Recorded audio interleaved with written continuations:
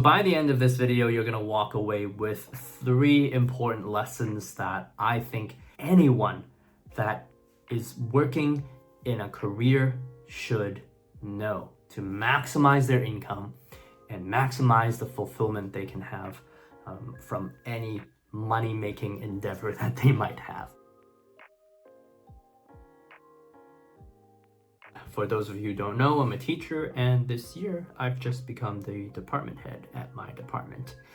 And anytime you get a promotion, you don't actually know what you're doing.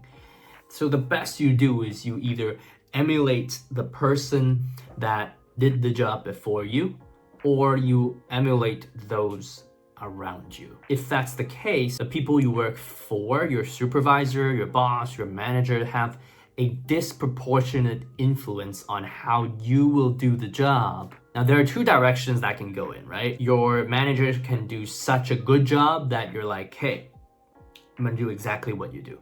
Or your manager can do such a bad job that you can be like, all right, I'm gonna do the exact opposite. And more often than not, you think it's the first one because you don't actually have an idea of what a good job looks like. And so maybe your manager is totally laissez-faire, hands off, doesn't really do much, leaves you to do your own thing. Because you've observed that and it's worked for you, like as an employee, you love laissez-faire managers because you can pretty much get away with whatever you want. If your manager is laissez-faire, when you become a manager, chances are you're also going to be laissez-faire. The people you work with have a disproportionate influence on how you do your job in the beginning.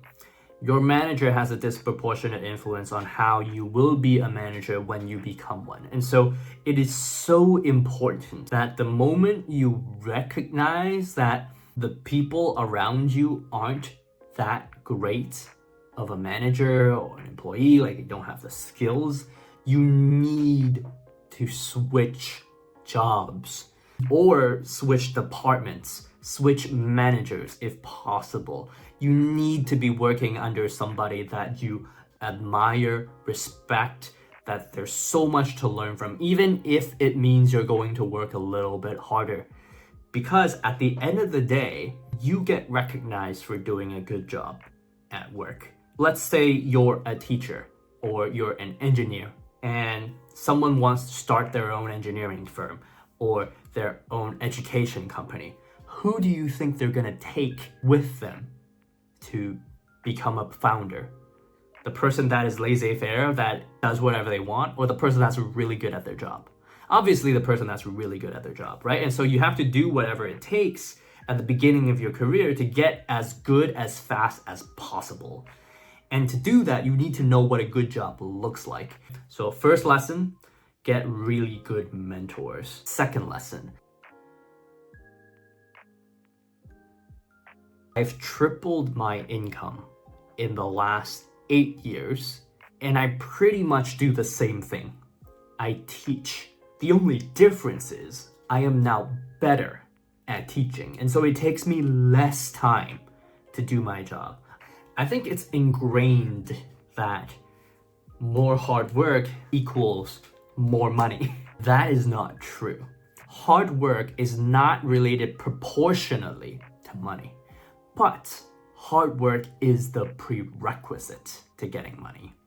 Let me put it this way. If you're not good at your job in the first place, you're never gonna get a promotion, right? Because getting a promotion means that you can now manage people who are doing the job that you were doing before. In order to do that, you need to know what a good job looks like, right? And so you need to work hard and really hard and really hard and really hard to learn how to do a good job. Once you know how to do a good job, you need to start doing it more efficiently and show your managers that you now have all of this extra time to take on extra responsibility, to get paid more, to learn more.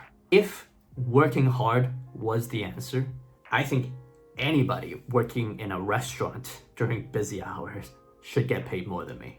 I know, because I've worked at a restaurant before. It gets super busy and you're really tired at the end of the day. You need to sit down for like half an hour before you can function after work. It's that tiring.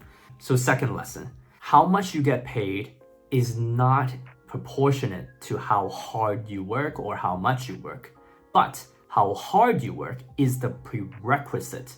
Working hard is the prerequisite to getting paid more. Lesson number 3. Last year, China came out with this crazy law. They banned academic tutoring. Like they banned after school academic tutoring.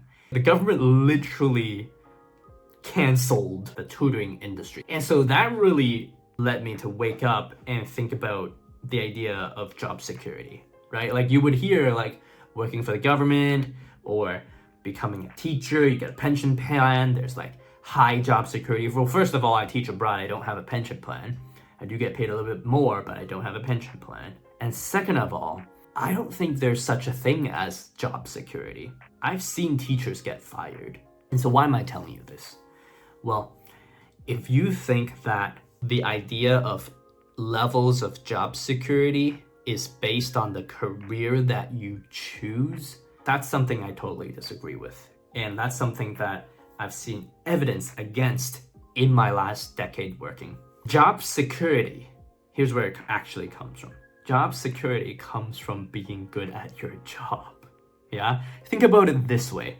If you're an employer or you run a business and you need to fire someone, variety of reasons, right?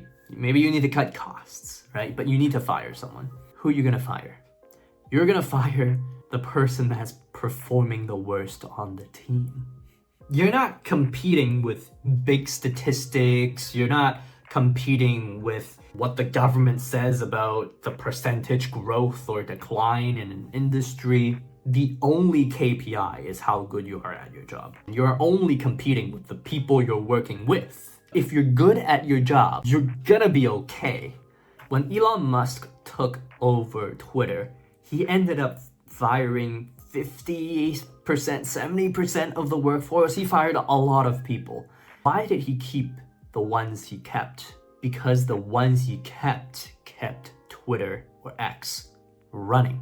And so if you know that what you're doing is keeping the place running, the company is incentivized to keep you. At this point, if you're still watching, what are you doing? Hurry up. Like the video, subscribe, leave a comment. See you next time.